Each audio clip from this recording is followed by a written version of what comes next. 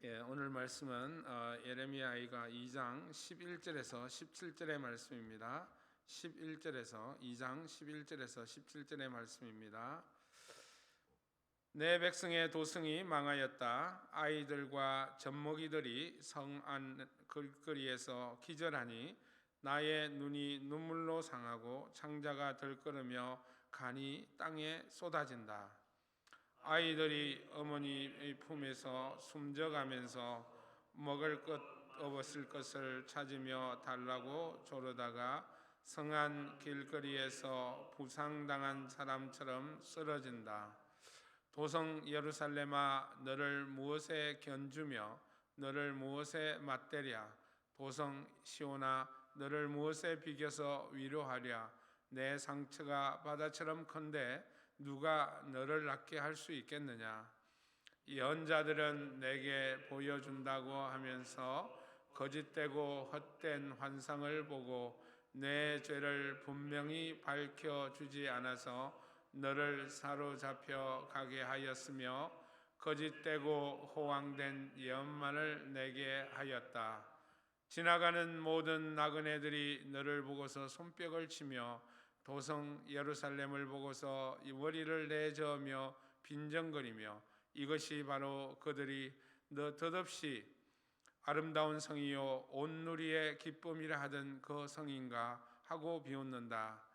내 모든元수들이 이를 갈며 너를 보고서 입을 열어 빈정거린다. 우리가 그를 삼켰다. 이것이 바로 우리들이 기다리던 그날이 아닌가? 우리가 이제 드디어 그것을 보았구나. 우리 다 같이 읽습니다. 주님께서는 뜻하신 것을 이루셨다. 주님께서는 오래전에 선포하신 심판의 말씀을 다 이루셨다.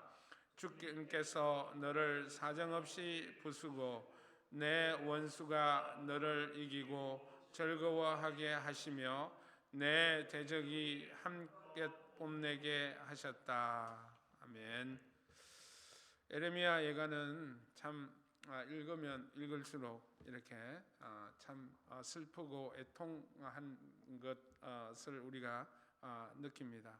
그것이 바로 예언자 예레미야의 마음이 아닌가 싶습니다. 오늘 11절에 보면 내 눈이 눈물로 상하고 창자가 들끓으며 간이 땅에 쏟아진다.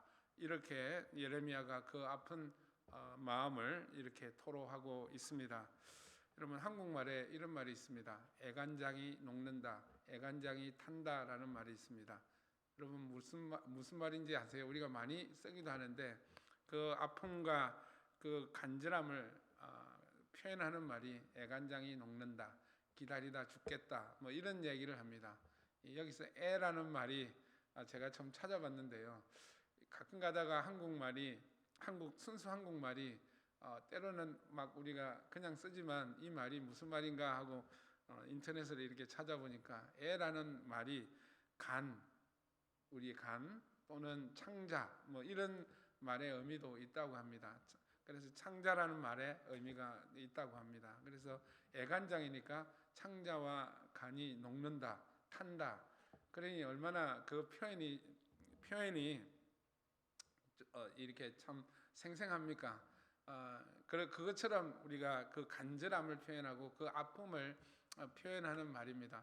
그러니까 예레미야가 지금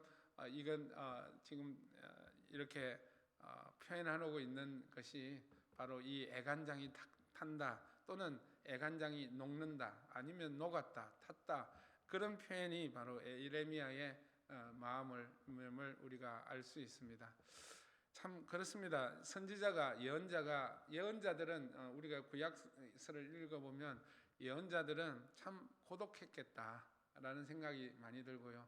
예언자들은 참 어려웠겠다, 참 힘들었겠다라는 생각이 많이 듭니다.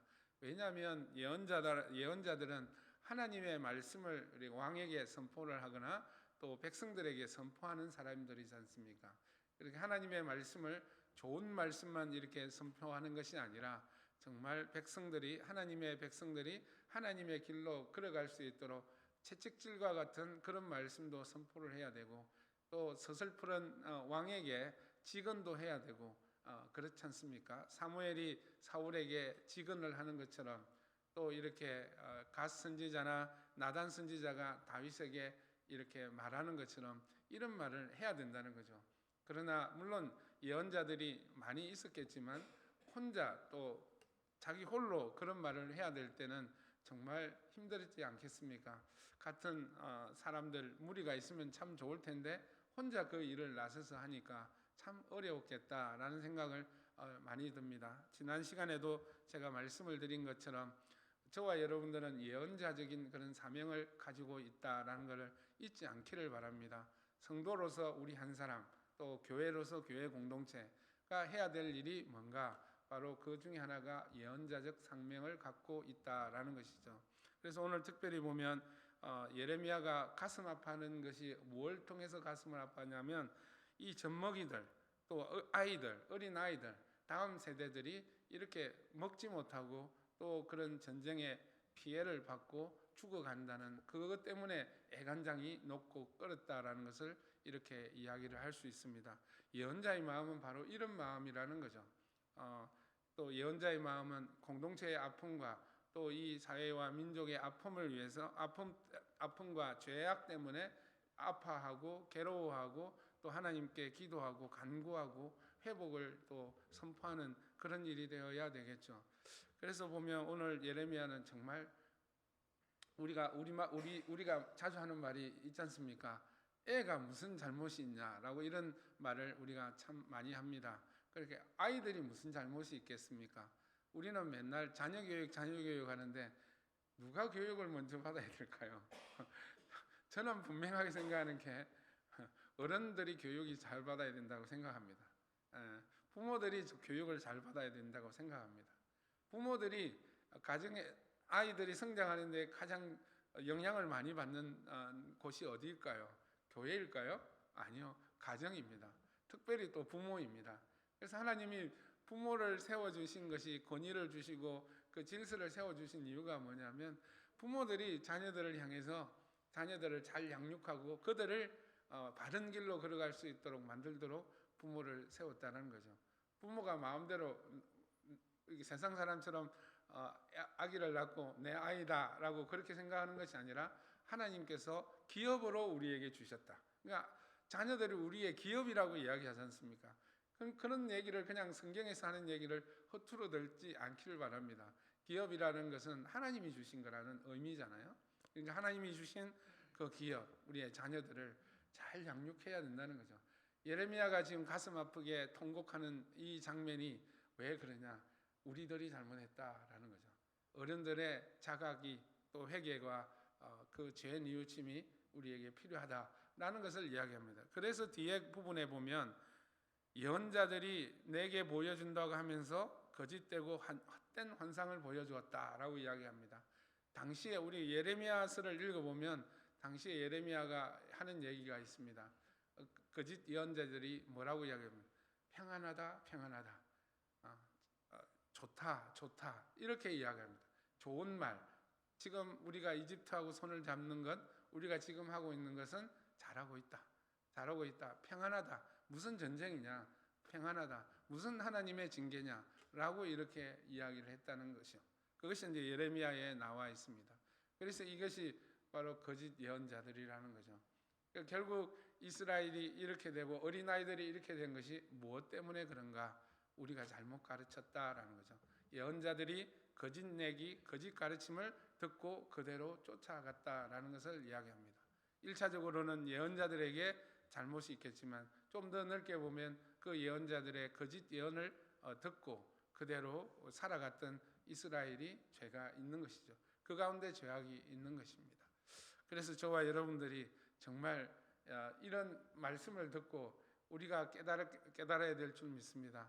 우리가 다른 것이 잘못이 아니라 우리 부모 세대들이 또는 우리 교회가 또 우리 자신이 정말 무엇에 기대고 있느냐, 다른 어떤 것이 아니라 거짓 진리에 기대는 것이 아니라 하나님께 기대해야 될 줄 믿습니다.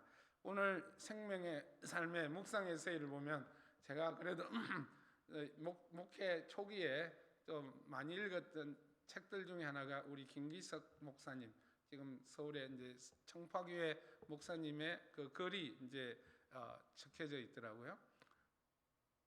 그 얘기는 무슨 얘기냐면 사람은 기대면서 살아야 된다는 거죠. 우리 한자어로 보면 인자가 서로 이렇게 막대기가 두 개 붙어 있는 것처럼 사람은 혼자 살 수 없고 서로 기대야 된다는 거죠. 그러면 무엇을 기대해야 될 것인가 라는 거죠. 그래서 이야기하는 것이 뭐냐면 하나님을 멀리하는 거짓에 기대는 것은 죄악이다, 이렇게 이 목사님은 표현하고 있습니다. 예, 저는 동의합니다.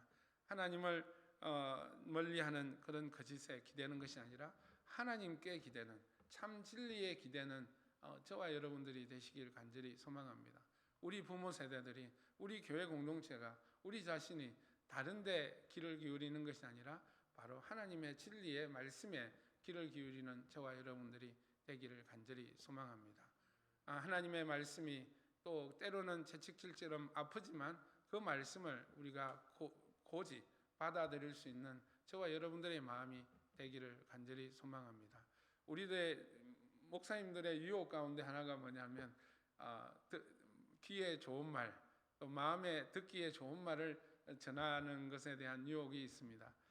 뭐 그게 유혹이라기보다 사람이라면 듣기 좋은 말을 하기 쉽겠죠. 여러분, 오늘 우리가 읽는 것처럼 예레미야 예가보다는 야, 여러분 참 잘하고 있습니다. 여러분 대단합니다. 여러분 뭐 하나님 믿으면 뭐 번영이 있고 뭐 형통합니다. 이런 이런 설교는 듣기 쉽지만 우리들의 죄악, 아픈 곳을 찌르고 바른 길을 인도하려는 진리의 말씀을 선포하는 것은 사실은 너무나 딱딱하고 졸리고 듣기 싫어하는 그런 경향들이 사실은 있다라는 거죠. 그래서 저와 여러분들이 귀를 열고 정말 진리의 말씀, 성경이 바로 우리의 예언자와 같은 말씀이잖아요. 성경을 읽을 때 우리의 행동과 우리의 말을 우리가 채찍질하는 그런 말씀으로 받아들이기를 원하고, 또 그 말씀에 또 굳게 서서 우리가 받아들이기를 원합니다. 그래서 저와 여러분들이 진리의 말씀에 기대고 진리의 말씀으로 살아갈 때 우리 가정이 살아나고 우리 자녀들이 또 우리의 모습을 보며 본을 받으며 진리의 말씀의 길을 걸을 줄 믿습니다. 저와 여러분들이 참 책임이 큽니다. 교회 공동체가 참 책임이 큽니다. 그래서 저와 여러분들이 하나님의 진리의 말씀, 우리들의 죄를 볼 수 있고 하나님의 진리를 따라갈 수 있도록 저와 여러분들이 굳건히 서며 진리의 말씀 위에 서서 나가는 저와 여러분들이 되시길 간절히 소망합니다. 그래서 우리들의 죄에 대하여 아파하고 또 공동체의 잘못에 대해서 우리가 함께 바로잡아 나가며 하나님의 길이 합당한 길을 걸어갈 수 있도록 또 서로 기도하며 말씀으로 나가는 저와 여러분 함께하는 공동체가 되기를 바랍니다. 오늘도 일상 가운데 저와 여러분들 진리의 말씀이 여러분들 삶 속에 풍성히 거하길 간절히 소망합니다. 기도하겠습니다. 사랑과 은혜가 충만하신 하나님 아버지, 참으로 감사를 드립니다. 하나님, 오늘 또 우리가 예레미야 말씀을 읽으며 또 하나님의 말씀을 받았습니다. 주여 아버지 하나님, 우리가 진리 가운데 서 있기를 원합니다. 다른 어떤 것에 기대는 것이 아니라 하나님의 말씀에 기대고 하나님께 기대며 살아가는 우리가 되기를 원합니다. 아버지 하나님, 절대로 모양이 좋다고 하여도 죄는 멀리하고 악을 멀리하는 우리가 되기를 원하며 또 우리의 자녀들을 또 하나님의 바른 길로 인도할 수 있도록 주여 우리를 붙들어 주시기를 간절히 소망합니다. 우리 성도님들, 우리 교회 공동체가 아버지 하나님, 예레미야와 같은 이런 예언자적 그런 사명을 붙들고 끝까지 살아가는 귀한 공동체 우리 성도님들 되게 도와 주시옵소서. 감사를 드리며 예수님 이름으로 기도드립니다. 아멘.